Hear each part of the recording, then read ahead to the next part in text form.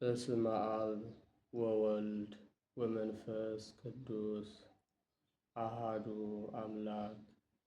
ስብሐት ለእግዚአብሔር በሰማያት ለዘአብጽሐነ እስከዛቲ ዕለት። እስከዚህች ዕለት እስከዚህች ሰዓት እስከዚህች ቀን ላደረሰን ለልዑል አምላካችን ቅዱስ እግዚአብሔር ክብር ምስጋና ይድረሰው። የተወደዳችሁና የተከበራችሁ የእግዚአብሔር ቤተሰቦች፣ የድንግል ማርያም ልጆች፣ የቅዱሳን ሁሉ ወዳጆች አንድ አምላክ በሚሆን በአብ በወልድ በመንፈስ ቅዱስ ስም እንደምን አደራችሁ? እንደምን አረፈዳችሁ? አሜን። በቸርነቱና በምሕረቱ ጠብቆ ሳይገባን እንዲገባን አድርጎ ለዚህች ዕለት ያደረሰን አምላካችን እግዚአብሔር ስሙ በድጋሚ ተመሰገነ ይሁን። እናታችን ወላዲት አምላክ ድንግል ማርያም ለስም አጠራሯ ክብር ምስጋና ይድረሳት። ቅዱስ መስቀሉ ክብር ምስጋና ይድረሰው።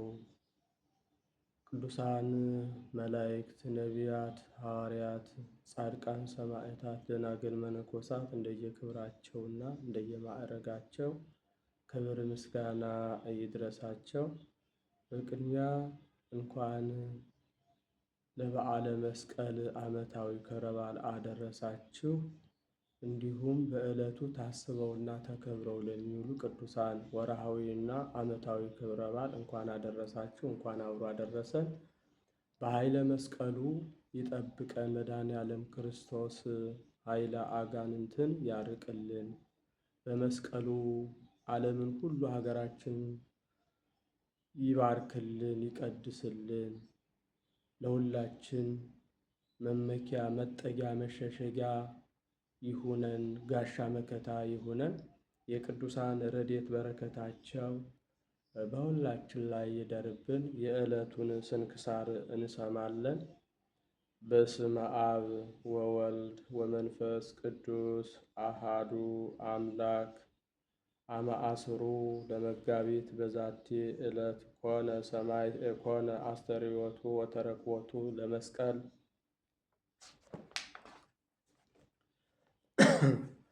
አንድ አምላክ በሚሆን በአብ በወልድ በመንፈስ ቅዱስ ስም መጋቢት 10 በዚህች ዕለት የክብር ባለቤት ጌታችን አምላካችን መድኃኒታችን ኢየሱስ ክርስቶስ የተሰቀለበት የከበረ መስቀል የተገለጠበትና የተገኘበት ነው። የዚህም የከበረ ዕፀ መስቀል መገለጡና መገኘቱ ሁለት ጊዜ ሆኗል። መጀመሪያ የጻድቁ ንጉሥ የቆስጠንጢኖስ እናት በሆነች በንግሥት እሌኒ ልጅ ነው። እርሷ ለእግዚአብሔር ተስላ ነበርና ልጇ ቆስጠንጢኖስ ወደ ክርስቲያን ሃይማኖት ቢገባ ወደ ኢየሩሳሌም ሄዳ መስቀሉን እስካገኘችው ድረስ ልትፈልገው በኢየሩሳሌምም ያሉ ቅዱሳን መላእክትና አብያተ ክርስቲያናትን ልታንጻቸው ነው። ከዚህ በኋላ ልጇ አምኖ የክርስትና ጥምቀትን በተጠመቀ ጊዜ እሌኒ ቅድስት ወደ ኢየሩሳሌም ሄደች። ከእሷ ጋራም ብዙ ሰራዊት ነበር። ደርሳም ስለከበረ መስቀል መረመረች። ቦታውንም የሚያስረዳት አላገኘችም። የአይሁድ ወገን የሆነ አንድ ሽማግሌ ሰው አስራ በረሃብና በጥማት አስጨነቀችው። በተጨነቀም ጊዜ ለንግሥት እሌኒ የጎልጎታን ኮረብታ አስጠርጊ ብሎ ነገራት። እርሷም ይጠርጉ ዘንድ አይሁድን አዘዘቻቸው። ቤቱን የሚጠርግ ሰው ሁሉ ጠራጊውን በውስጡ የከበረ መስቀል ባለበት በጌታችን መቃብር ላይ እንዲጥል አይሁድ አስቀድመው አዘው ነበርና ንግሥት እሌኒ እስከደረሰችበት ጊዜ ከ200 ዓመት በላይ ጥራጊያቸውን ሲጥሉበት ኖሩ። ኮረብታም ሆነ። አይሁድም በጠረጉ ጊዜ 3 መስቀሎች ተገለጡ። የክብር ባለቤት ክርስቶስ የተሰቀለበት የትኛው እንደሆነ አላወቁም። የሞተ ሰውም አግኝተው አመጡ። አንዱንም መስቀል አምጥተው በሞተው ሰው ላይ አኖሩት፣ አልተነሳም። ደግሞ ሌላውን መስቀል አምጥተው በሙቱ ላይ አኖሩ፣ አሁንም አልተነሳም። ከዚህም በኋላ ሦስተኛውን መስቀል አምጥተው በሙቱ ላይ አደረጉት። ያን ጊዜ የሞተው ሰው ተነሳ። እሌኒም የክርስቶስ መስቀል እንደሆነ አውቃ ሰገደችለት። የክርስቲያንም ወገኖች ሁሉ ሰገዱለት። ለልጇ የላከችው ይህ መስቀል ነው የሚል በሌላ መጽሐፍ ይገኛል። የቀረው ግን ግንዱ በውስጡ ተተክሎበት የነበረው ከእርሱም እኩሌታውን ከቅንዋቱ ጋር ወደ ልጇ የላከችው ነው። ከዚህም በኋላ ሥርዓታቸውና የሕንጻቸው ነገር በመስከረም ወር በ17 ተጽፎ የሚገኝ አብያተ ክርስቲያናትንና የከበሩ ቦታዎችን አነጸች። ሁለተኛም በሮም ንጉሥ በሕርቃል ዘመን የሆነው ሲሆን የፋርስ ሰዎች በግብፅ ሀገር ሳሉ ወደ ሀገራቸው ሊመለሱ ወደዱ። ከሽማምንቶቻቸው አንዱ የጦር መኮንን ተነጥሎ ወደ ኢየሩሳሌም አልፎ ደረሰ። ወደ ከበረ መስቀል ቤተ ክርስቲያንም ገባ። መስቀሉም በላዩ በተተከለበት ግንድ ፊት ታላቅ ብርሃን ሲበራ አይቶ ሊያነሳው እጁን ዘረጋ። እሳትም ወጥታ እጁን አቃጠለችው። ከክርስቲያን በቀር ማንም ሊነካው እንደማይችል የመስቀልን የክብሩን ነገር ሰዎች ነገሩት። ሁለት ዲያቆናትንም ይዞ የከበረ መስቀልን እንዲሸከሙ አዘዛቸው። ከኢየሩሳሌምም ብዙ ሰዎችን ማርኮ ወደ አገሩ ተመለሰ። የፋርስ ሰዎች ኢየሩሳሌምን እንዳጠፏት ብዙዎች ሰዎችንም እንደማረኩና የከበረ የክርስቶስን መስቀሉን እንደወሰዱ የሮም ንጉሥ ሕርቃል በሰማ ጊዜ እጅግ አዘነ። ስለ እርሱም እንዲጾሙ ምዕመናንን አዞ ወደ ፋርስ ዘምቶ ወጋቸው። ብዙዎችንም ገደላቸው። የከበረ ዕፀ መስቀልንም እየፈለገ በሀገራቸው ሁሉ ይዞ ግን አላገኘውም። ያ ዲያቆናቱንና መስቀሉን የወሰደ መኮንን ከቦታዎች በቤቱ አንጻር ባለ በአንድ ቦታ ላይ ወስዷቸው ጥልቅ ጉድጓድ እንዲቆፍሩ አዞ በዚያ የከበረ መስቀልን አስቀበረ።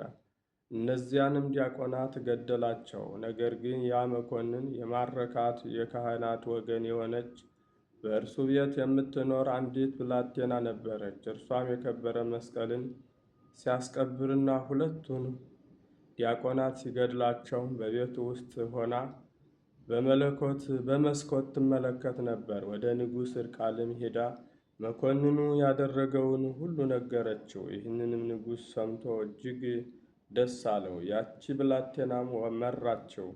ከእርሱም ጋር ብዙ ሰራዊት ሆኖ ኤጲስቆጶሳትና ካህናትም ነበሩ። ወደ ቦታውም እስከምታደርሳቸው ያችን ልጅ ተከተሏት። ቆፍረውም የከበረ ዕፀ መስቀልን አገኙት።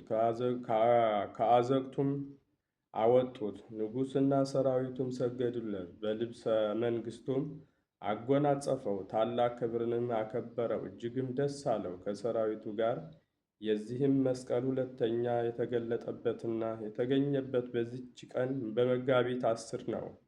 ከዚህም በኋላ ንጉሥ የከበረ ዕፀ መስቀልን ተሸክሞ ወደ ቁስጥንጥንያ ከተማ ወሰደው። የመድኃኒታችን የመስቀሉ በረከት ከሁላችን የክርስቲያን ወገኖች ጋር ይኑር ለዘላለሙ አሜን። ሰላም እብል ዕፀ አድህኖ ልምሉመ እንተ ተሰቀየ ወረወየ እምገቦ መለኮት ደመ በዛቲ ዕለት እንበለ ይእዱ የሰመ እንበለ መስቀል ተረክበ እንዘተሃባ ወገብረ መድምመ በኢየሩሳሌም ቅድመ ወበፋርስ ዳግመ። በስመ አብ ወወልድ ወመንፈስ ቅዱስ አሃዱ አምላክ አመ አስሩ ወሰንዩ ለመጋቢት በዛቲ ዕለት ስምዐ ኮነ ቅዱስ ቴዎቄጢኖስ በመዋዕለ መክስምያኖስ ንጉሥ።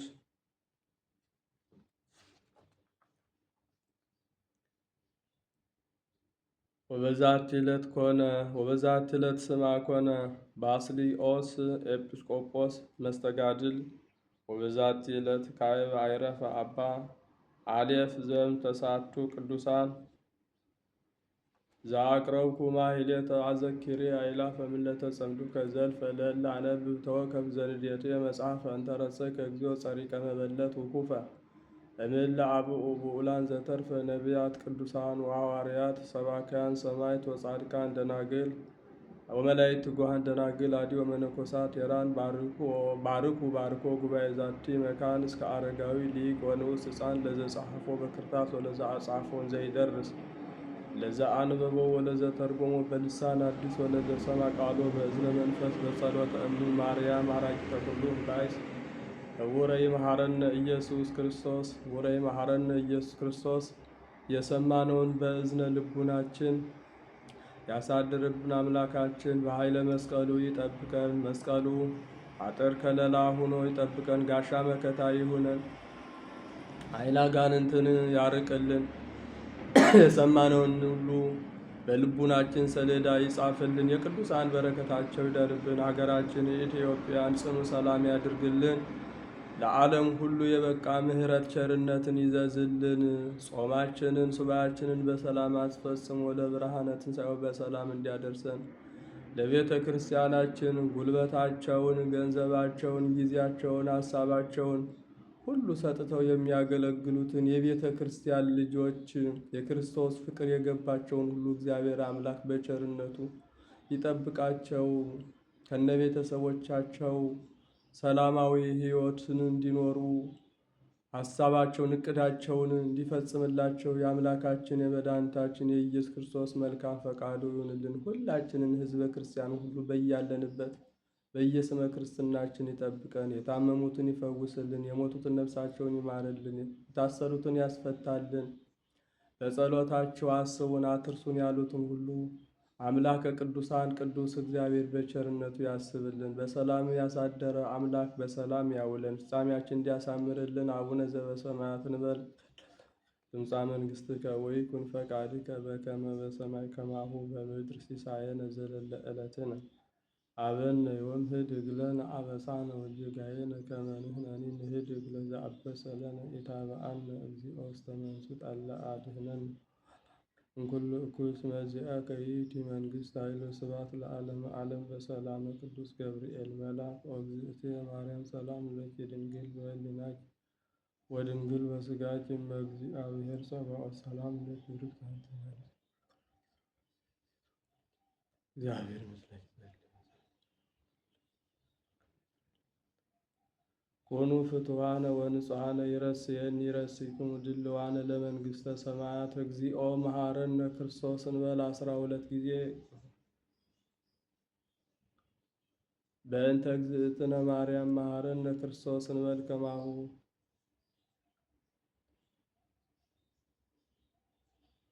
ኦ ተወካፌ ንስሐ ሠራይ ኃጢአት ኢየሱስ ክርስቶስ ስረይ ኃጢአቴ ወኃጢአተ ኩሉ ሕዝብከ። ስናውቅ በድፍረት ሳናውቅ በስህተት በመዓልት በሌሊት የሰራነውን ኃጢአት ሁሉ ይቅር ይበለን። እማእሰረ ኃጢአት እግዚአብሔር ይፍታ።